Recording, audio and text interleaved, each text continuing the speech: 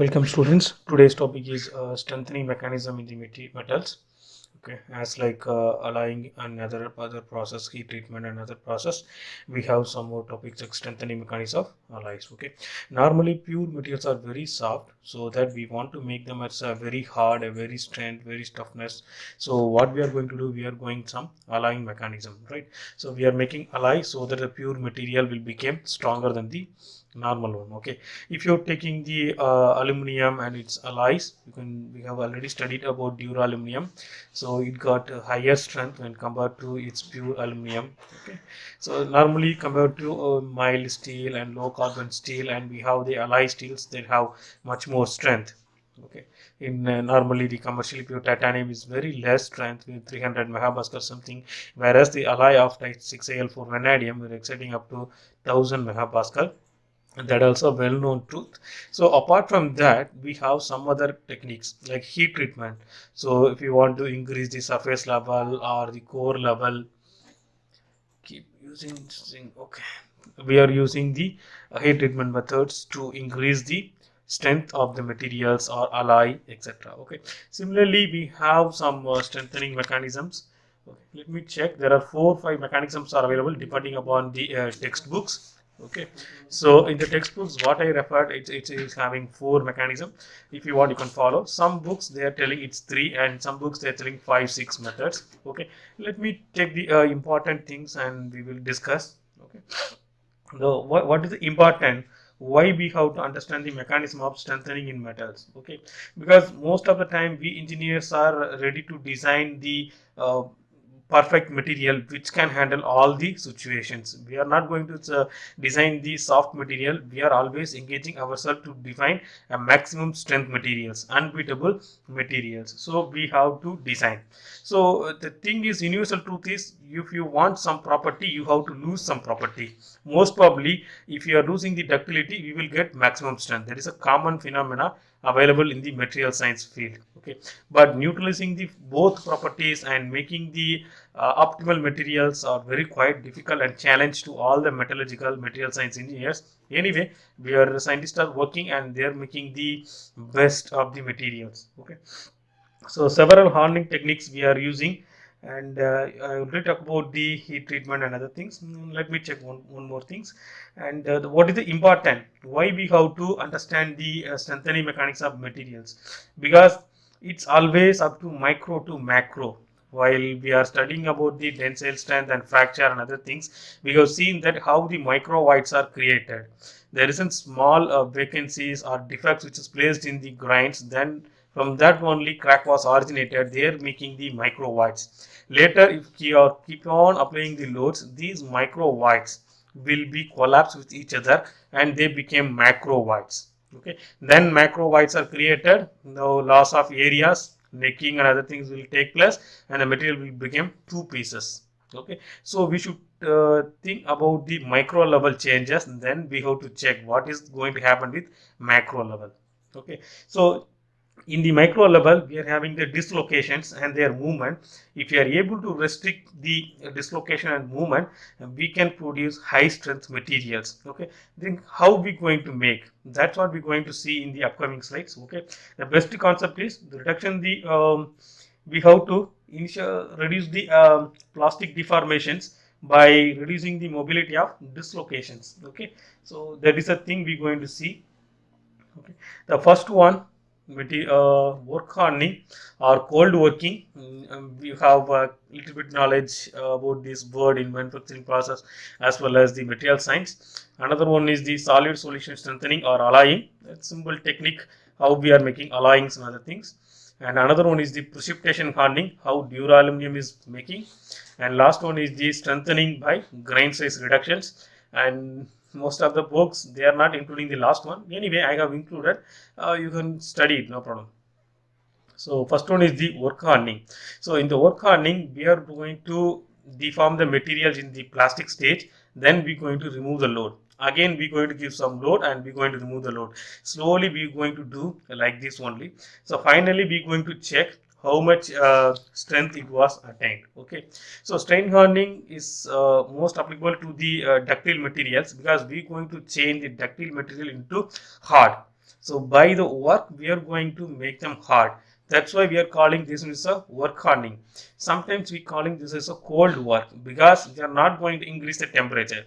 If you see in the heat treatment, we are going to heat. That means beyond the work, normal temperature, we are going to put the materials. That means elevated temperature. But here we are going to do all the works in room temperature or laboratory temperature. That's what we are calling this operation is cold working. Okay, most of the time it will be room temperature or laboratory temperature. Note it down. Okay, so if you are keep on giving the cold working, first see initially before the cold working materials are like this. After the cold working it was elongated. I already told dislocation movements can be controlled by the size of the grains, orientations, and their interaction densities, etc. So here the microstructure is going to elongate it and one side, one direction. So this is what going to happen. How they're going to dislocate, restrict the dislocation movement, other things we will see. But this is the basic things. Okay. So let us. I told you we have to increase the uh, give the load and we have to relieve it. Okay. So common strain hardening, this is what going to happen. Initially we are going to give the work, and after reaching some peak we are going to reduce the load. So if we keep on going giving the increasing the cold work, their strength will be increased, but you can see strain, that is deformation, is going to reduce on the other hand. Okay, so a percentage of work hardening or cold working may be calculated as like the deformation calculation, that is A0 minus AD divided by A0. A0 is nothing but original or origin. Okay, AD is nothing but the deformed, or you may use AR reduction into 100, so that we will get it in 100 in percentage. Okay, so in the strain hardening, it's always used to for the commercially pure materials. Okay, very soft, where they are very soft. So such materials like copper, brass, steel, aluminum. Also, aluminum I never hear, but copper, steels they are always using. Okay, so there is also another graph how it's indicating the strength of the materials is increasing with cold working. Okay, and you can see ductility is reducing on the other hand. Okay, and there is one more constant. We may have a small n, small letter n, that is calling strain hardening exponent. When we're going to design any system, this will play a major role. And in the simulation work also, if you're going to design tensile or deformation studies, you have to know what is the value of n for your workpiece, then only you will get accurate result. Okay, and okay, now we'll go to next one, solid solution strengthening. So as like alloying, solid solution strengthening will help the materials to become harder. Okay, by stopping or restricting the dislocation movement. Let me check for the alloy design. If you are going to mix two materials together, how it's going to mix and how they're making alloy. Because if the materials having their any defects, valencies, etc., so point anything defects are available, these another foreign material will come and occupy the space. Okay, so this may be due to the substitutional or interior defects. Okay, this is what how we are getting the alloys in the normal days. Okay, there is two chance. One, maybe a smaller element can occupy the space. Otherwise, this bigger element compared to the base metal or matrix maybe occupy the space. So both sides we have to check. Okay, so it's always so this process is called solid solution strengthening. So there is some factors. There is 4 or 5 factors are available for solid solution strengthening. So normally alloys are stronger than base metal or pure metal because the impurity atoms that always go into the solid solution, and there impose the lattice strains on the surrounding host atoms. Okay, if the dislocation movement is restricted because the lattice strain field interaction between dislocation and these impurities atoms are heavier, and because of that only we are going to restrict the dislocation movement. Okay, so this is used for nickel. Most of the time we are checking the nickel materials and see how their ductile behavior, how much it was affected. Okay, there is 4 parameters are available.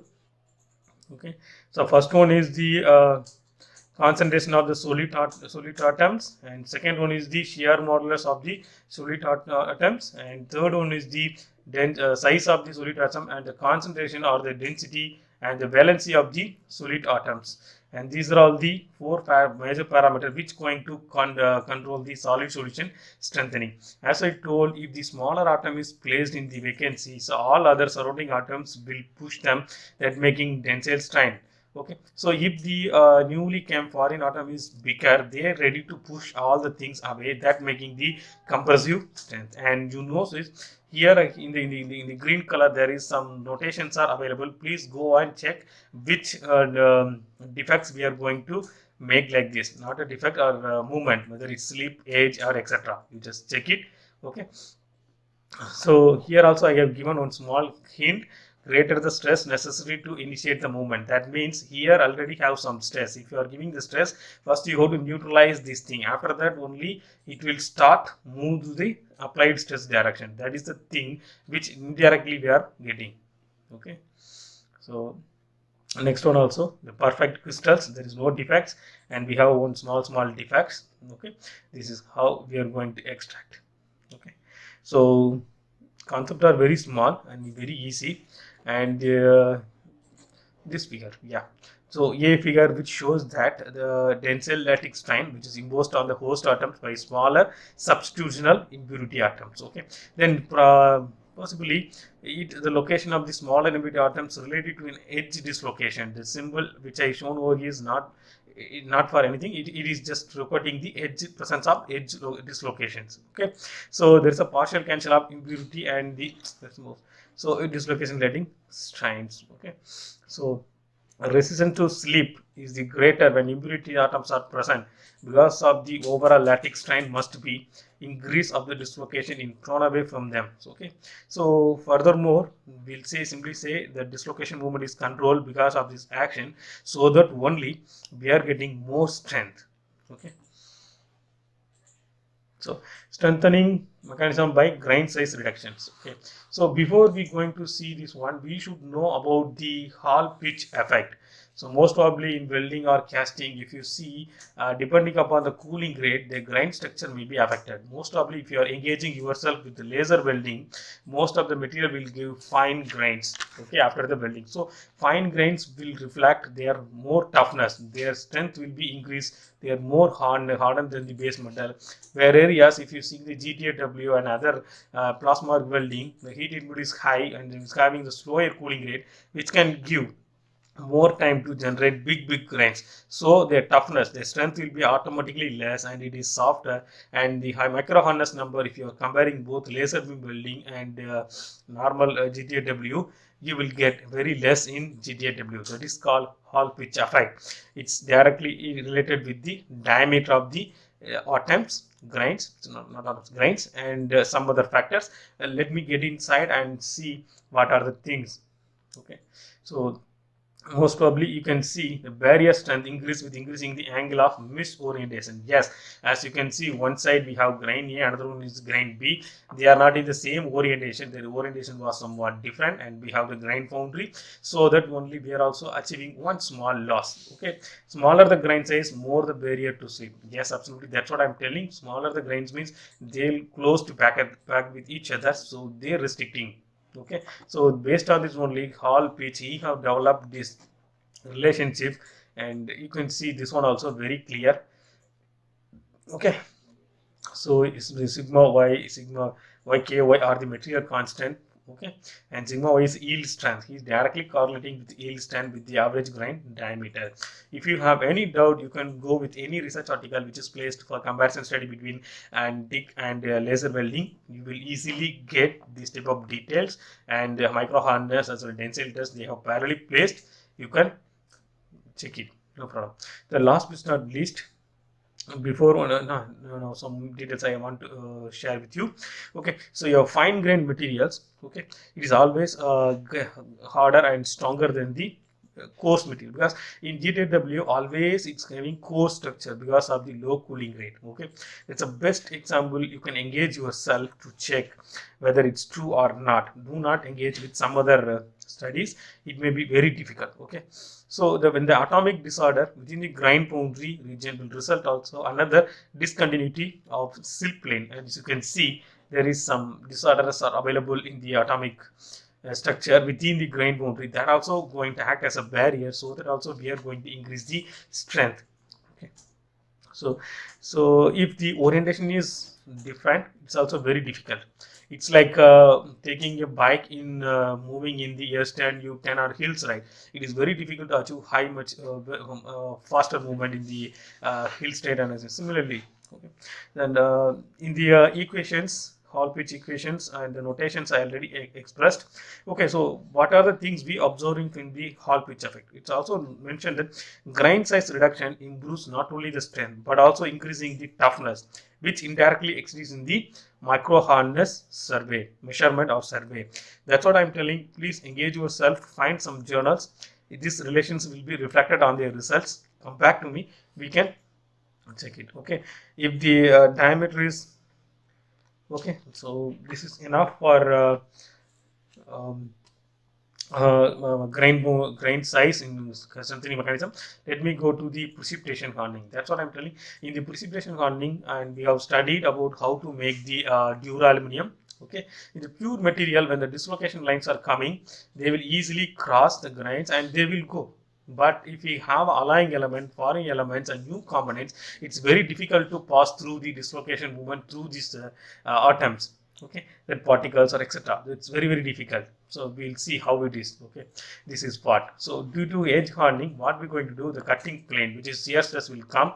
They will cut and slowly you have to penetrate. Okay, but we have the precipitations are good enough strength. We have the penetration line will come. They have to bend. They have to cross. Instead of cutting, they have to bound, and they will go away like a bypass. It will go. So which one is good? Okay, so you just check it yourself and tell me the answer, which one is good, fine grains or enough optimal size or very big grains. Okay, so we have receiving the maximum hardness because of the precipitations, and is also resisting the cutting, the dislocations, and too close to the permit the bypass dislocations. Okay, so difference between precipitation hardening and dispersion strengthening. So you should not confuse with this one, because I told you 5-6 mechanisms are mentioned in the some other textbook. They have encountered this dispersion strengthening in their textbook. Okay, should not confuse. So let me clear. Next one more slide also I have. If you're seeing the next slide, you will get clear cut answer. And this is called precipitation hardening. Okay, coherency means similar type of things are available. As you can see, the foreign atom is somewhat bigger and it was arranged here, but in the dispersion strengthening, it was placed inside it. Okay, the foreign atom is very small and it was placed over here. Okay. So the coherency precipitation hardening, but not this one. Let me come here. Yeah. So there are few things. So mechanism, small particles in the metal can be in deformation. That's okay. In the dispersion strengthening, it's not going to make any new alloys. Okay, it's where we are not going to heat. Okay, but in precipitation hardening, we are going to heat. Then we are going to do quenching, which is nothing but the heat treatment. So first one, in the liquid metal only we are going to take this dispersion strengthening, but in precipitation hardening we are going to make heat treatment. Remember, these are all the small things, and we are seeing that nucleation growth process is available. As you can see, we have received the super saturated grains, then it became increasing their size. Okay, those things are going to happen in precipitation hardening, but in dispersion hardening, it will not react with anything. No grain growth, no nucleation, nothing.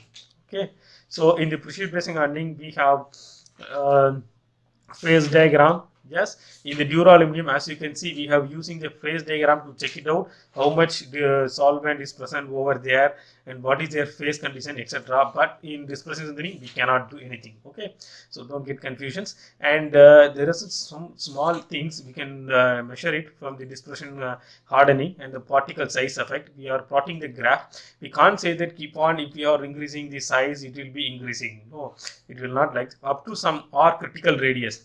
Critical is a grain only, we are going to increase. After that, that strength will be going to reduce.